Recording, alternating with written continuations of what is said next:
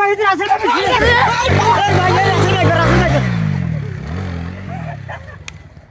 ভাই কিন্তু তোমার ভাই তো সবুজ কালার না? ওই জায়গায় তো ছিলাম। আরে কইও না মিয়া, সে হইছিল না ওই দিন আমরা আড্ডা দিলাম। ওই দিনে কক্সবাজার গেছিলাম, সেন্ট মার্টিনও তো গেছিলাম। ওই যে শার্ক দেখছিলাম, কি রাসেল ভাইপার শার্ক দেখছিলাম। হ্যাঁ হ্যাঁ তেন। আর ইদানিং রাসেল ভাইপার নিয়ে অনেক মানে কথা হইতাছে। রাসেল ভাইপার নাকি জায়গায় জমিতে পাওয়া যাইতাছে। ফেসবুকে তো অনেক ছেড়ে গেছে গা। হ্যাঁ তেন। এ ভাই ই ভাই আপনারা কি গল্প করতেছেন এখানে? আমরা তো একটু আড্ডা মারতেছি এখানে। আরে ভাই আড্ডা, আপনারা রাসেল ভাইয়ের নাম শুনেন নাই? আরে ভাই রাসেল ভাই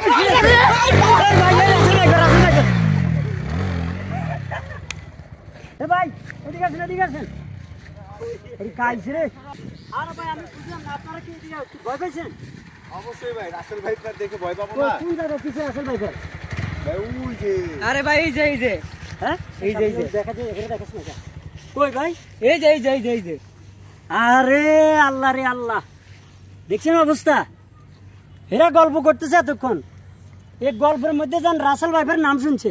এটা কি সাপ নাকি তালের কাঁদি ওটা দেখে না? দেখছেন কিভাবে দৌড়তেছে? মোটর সাইকেল ফালাই কি ডাইনে দৌড়িব না বামে দৌড়িব কোনো দিস নাই। আমি তো পায়ে ব্যথা পাইছি ভাই দৌড়াতে যাই দিয়ে। তাই না? হ্যাঁ ভাই। আপনি যেই বলছেন আমরা তো মনে করছি এটা সাপ। এর লাগি তো আমরা দৌড় মেরে পালাই গেছি। এই যে একটা জিনিস, শুধু রাসেল ভাইফের নাম শুনতে দেরি আর দৌড় দিতে দেরি নাই। এটা কি ভাই? তালের কাঁদি ভাই। তো এটা কেমন রাসেল ভাইফার হয়? ভাই আমরা তো ভয় পেয়ে গেছিলাম, এর জন্য দৌড় দিছি রাসেল ভাইপারের কথা শুনে।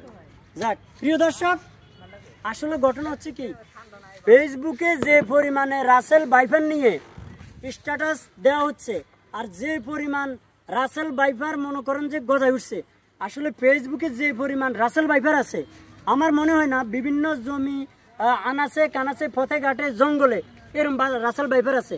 এই যে দেখেন, এটা কিন্তু অ্যাকচুয়ালি ব্যাঙ্গের ছাতা। অনেকেই দেখে মনে করবে এটা রাসেল ভাইপারের ডিম। ঠিক আছে, আসলে ঘটনা হচ্ছে কি, মানে আতঙ্ক প্রচারেই প্রসার। তো যত বেশি প্রচার হবে, এই যে রাসেল ভাইপার নিয়ে যতটুকু প্রচার হয়েছে এটার কারণে মনে করেন যে সব জায়গায় মানুষ কিন্তু আতঙ্কগ্রস্ত হয়ে আছে। আর ভাই যার নাম হচ্ছে রাসেল, ওই বেচারা যে কত বিপদে আছে এটা আপনাদেরকে বলে বুঝাতে পারব না। ও রাসেল ভাইয়ের কোন সময় ফিডি, রাসেল ভাইপার কই, রাসেল ভাইয়ের হিডি কিন্তু মারিয়ে লে, এটার কোনো মানে নিশ্চয়তা নেই। তো যাই হোক, এই যে বাথরুমে কালকে দেখলাম কি, বাথরুমের কমেডের ভিতরে তো এভাবে রয়েছে এমনি রাসেল ভাইপার। এখন বলেন এই লোকটা যে টয়লেটে যাইবো, এই টয়লেটটা যে ক্লিয়ার করবে, এই লোকের কি টয়লেট ক্লিয়ার হইব? ওই তো রাসেল ভাইপার আগে নাম শুনে করবে ভাই দরকার হলে বাথরুমে 1 মাস পরে করে, আমার দরকার নন বাথরুম করার।